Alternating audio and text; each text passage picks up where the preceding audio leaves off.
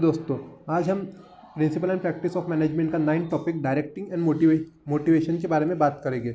जो डायरेक्टिंग जो है ये किसी भी ऑर्गेनाइजेशन का एक महत्वपूर्ण कार्य होता है, क्योंकि जहाँ पे एम्प्लॉय को गाइड करना, उसे मोटिवेट करना, लीड करना, ताकि वो ऑर्गेनाइजेशनल गोल को प्राप्त कर सके। ये एक कंटिन्यूस प्रोसेस होती है। इसकी इम्पोर्टेंस क्या है? डायरेक्टिंग का कार्य की शुरुआत करना, इनिशिएटिंग एक्शन, सभी कर्मचारियों को एक समान दिशा की तरफ प्रेरित करना, मैक्सिमाइजिंग द प्रोडक्टिविटी, उनकी इफ़िशिएंसी बढ़ाना, फैसिलिटेट चेंज, संगठन में आवश्यक बदलाव लेने में मदद करता है, एंड प्रोवाइड स्टेबिलिटी, ऑर्गेनाइजेशन में एक स्टेबिलिटी बनाए रखता है। इसके कैरेक्टरिस्टिक्स क्या हो गए फिर डायरेक्टिंग के? सुपर इंस्ट्रक्शनल लोगों को कार्य करना। डायरेक्टिंग के क्या कैरेक्टरिस्टिक्स है? जो हमारे एम्प्लॉयज़ है उन्हें हम ऑर्डर देते हैं, डायरेक्शन, इंस्ट्रक्शन और order. Motivation and leadership, employees को मोटिवेट करेंगे और मार्गदर्शन करेंगे। देन सुपरविजन एंड मॉनिटरिंग, कर्मचारियों को डेली बेसिस पे सुपरवाइज करना और उनके काम को मॉनिटर करते रहना कि आज कितना काम हुआ, नहीं हुआ। देन फोर्थ इज़ इफेक्टिव कम्युनिकेशनशिप, जिससे आप जो भी गोल, विजन और जो भी आज के डेली टास्क है वो आपको इफेक्टिवली कम्युनिकेट करना है एम्प्लॉयज़ के साथ। Then elements of directing, first is supervision, कर्मचारियों के कार्यों को निर्देशित करना, उनकी निगरानी करना, supervision. Then second is motivation, अभी एम्प्लॉयज़ को हमें क्या करना है? मोटिवेट करते रहना है। तो मोटिवेशन भी हम 4 पार्ट्स में डिवाइड करते हैं। पॉजिटिव मोटिवेशन यानी उन्हें प्रमोशन देंगे, बोनसेस देंगे, रिवॉर्ड्स देंगे अगर काम अच्छा होता है तो। निगेटिव मोटिवेशन क्या होगा? अगर वो काम अच्छा नहीं करेंगे तो हम उन्हें पेनल्टीज देंगे, उन्हें वार्निंग देंगे या फिर टर्मिनेट भी कर सकते हैं। ये हो गया निगेटिव मोटिवेशन।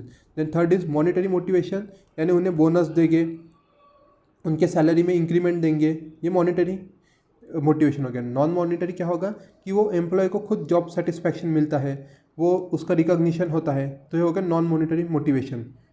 ये आ गया हमारा एलिमेंट्स ऑफ डायरेक्टिंग। साथ ही में लीडरशिप क्या होगी? डायरेक्टिंग में लीडरशिप का काम क्या होगा? एम्प्लॉय को मोटिवेट करना, उनके परफॉर्मेंस और इफ़िशिएंसी को इम्प्रूव करना और उन्हें सही गाइडेंस देना, जो हो गया leadership. And final is communication, management और एम्प्लॉय के बीच में इफेक्टिव कम्युनिकेशन बहुत ज़रूरी है, जहाँ पे डेलीगेशन, कोऑर्डिनेशन और प्रोडक्टिविटी बढ़ाई जा सके। देन सेम इस पे है हमारा मोटिवेशनल थ्योरी। अभी मोटिवेशनल थ्योरीज भी 3 मोटिवेशन तरीके यहाँ पे डिस्कस किया गया है। फर्स्ट है Maslow need of hierarchy, Maslow जिसे दिया गया है अब्राहम मैस्लो के द्वारा। उन्होंने कहा है कि जो भी हमारी नीड्स है वो 5 इसमें डिवाइड की जा सकती है।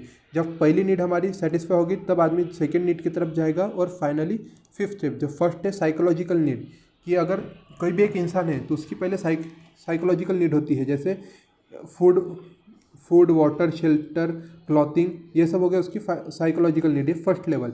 देन सेकेंड लेवल क्या हो गई? सेफ्टी नीड यानी सुरक्षा, जैसे जॉब सिक्योरिटी, उसकी इनकम सिक्योरिटी, उसकी अपनी खुद की सिक्योरिटी, ये सेफ्टी नीड। सोशल नीड्स क्या हो गया? उसको एक उसको काम करने के लिए एक टीम में रखो, उसके फैमिली के साथ उसका कोऑर्डिनेशन अच्छा होना चाहिए, ये हो गया उसके social needs. Then fourth needs क्या है? स्टीम यानी आत्मसम्मान की आवश्यकता। इसमें क्या आएगा? उसको रिकॉग्निशन मिलना चाहिए, प्रमोशन मिलना चाहिए, जॉब में उसकी रिस्पेक्ट होनी चाहिए, ये हो गई esteem. And fifth one is self actualisation यानी आत्मबोध यानी वो उसको लगना चाहिए कि उसका खुद का पर्सनल ग्रोथ हो रहा है, उसकी क्रिएटिविटी बढ़ रही है उसकी, इस तरीके से। इसके अजम्पशन क्या है इस थ्योरी के, मैस्लो नीड ऑफ हायरार्की के, कि व्यक्ति की ज़रूरतें पहले से उपलब्ध सुविधाओं पर निर्भर करती है। एक स्तर की आवश्यकताएं पूरी होने के बाद व्यक्ति अलग स्तर की आवश्यकता की तरफ बढ़ता है। अगर उसकी फिजियोलॉजिकल नीड पूरे हो गए तो वो सेफ्टी ढूंढेगा, सेफ्टी हो गए तो सोशल नीड ढूंढेगा कि उसे टीम चाहिए, एक स्पाउस चाहिए, इस तरह। उसके बाद वो स्टीम देखा कि नहीं, मुझे इज्जत भी चाहिए, प्रमोशन भी चाहिए, और ये सब पूरा होने के बाद वो क्या करेगा? फिफ्थ एक्चुअलाइजेशन, कि यार मेरी पर्सनल ग्रोथ हो रही क्या, इस नीड के ऊपर वो फोकस होगा। देन उसके बाद थ्योरी है हमारी हर्ज़बर्ग 2 फैक्टर थ्योरी। ये कहती है कि देयर आर 2 फैक्टर होते हैं, hygiene factor and motivating factor. Hygiene factor क्या होते हैं? कि अगर ये नहीं रहे ये होने से कोई फ़र्क नहीं पड़ता, लेकिन अगर ये नहीं रहे तो आदमी को अनसेटिस्फेक्शन होता है। जैसे जॉब सिक्योरिटी नहीं रही, कंपनी की पॉलिसीज़ अच्छी नहीं रही, या फिर सैलरी उसके हिसाब से नहीं मिल रही, या फिर वर्क कंडीशन ख़राब हो, इससे आदमी डीमोटिवेट होगा और काम नहीं करेगा, मोटिवेशन लॉस होगा। अगर ये रहेंगे तो इससे मोटिवेशन आएगा, ऐसा नहीं, लेकिन ये नहीं रहेंगे तो आदमी को डीमोटिवेट हो जाएगा। और सेकेंड है मोटिवेटिंग फैक्टर। जो नहीं रहे तो भी कोई प्रॉब्लम नहीं, लेकिन अगर रहते हैं तो आदमी मोटिवेट होता है, काम अच्छे से करता है। तो उसमें क्या है, उसके अचीवमेंट्स, उसको ग्रोथ मिले, उसके ऊपर रिस्पॉन्सिबिलिटीज़ उसको मिले, और उसको रिकग्निशन हो, उसका कंपनी में रिकग्निशन हो, यह होगा उसका मोटिवेटिंग फैक्टर। हाइजीन फैक्टर न होने से असंतोष बढ़ता है, लेकिन मौजूद होने पर कोई फ़र्क नहीं पड़ता। एंड मोटिवेटिंग फैक्टर से क्या होता है, ये असली मोटिवेटिंग फैक्टर है, प्रेरणा के कारण होते हैं। देन थर्ड थ्योरी क्या है हमारी है, McGregor theory of X and Y. McGregor ने क्या किया, एक पर्सन को दो पार्ट में डिवाइड कर दिया, एक्स और Y. X is negative approach and Y is positive approach. X theory में क्या कहते हैं कि एम्प्लॉय आलसी होते हैं, उन्हें काम करना पसंद नहीं आता। यहाँ पे ऑटोक्रेटिक रूल, यानी जो एक बॉस रहेगा उसके नीचे एम्प्लॉय रहेंगे, और जो बॉस बोलेगा वही ये करेंगे, ये थ्योरी काम आती है। वही पॉजिटिव थ्योरी क्या कहती है, थ्योरी वाई कहती है कि एम्प्लॉय खुद सेल्फ मोटिवेटेड होते हैं, एम्प्लॉय खुद सेल्फ मोटिवेटेड होते हैं, उनके ऊपर ट्रस्ट किया जा सकता है, उनको रिकॉग्नाइज करना चाहिए। और यहाँ पे पार्टिसिपेटिव लीडरशिप स्टाइल काम आती है। पार्टिसिपेटिव लीडरशिप यानी यहाँ पे लीडर है और वो जो अपने एम्प्लॉयज़ है उन्हें सबको डिसीजन मेकिंग में पार्टिसिपेट कर लेता है। इसका कंक्लूजन क्या है, थ्योरी एक्स जो है वो एक कंट्रोल एंड स्ट्रिक्टनेस की तरफ दर्शाता है।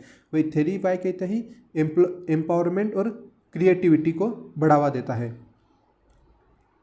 अभी यहाँ के हमारे की टेकअवे क्या हो गए डायरेक्टिंग एंड मोटिवेशन के, कि डायरेक्टिंग मैनेजमेंट का एक महत्वपूर्ण पार्ट है जिससे एम्प्लॉयज़ को दिशा मिलती है।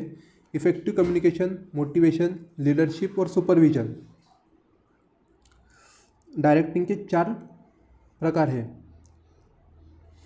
Then we have 3 theories of motivation, Maslow need of hierarchy, Herzberg 2 factor theory and McGregor XY theory.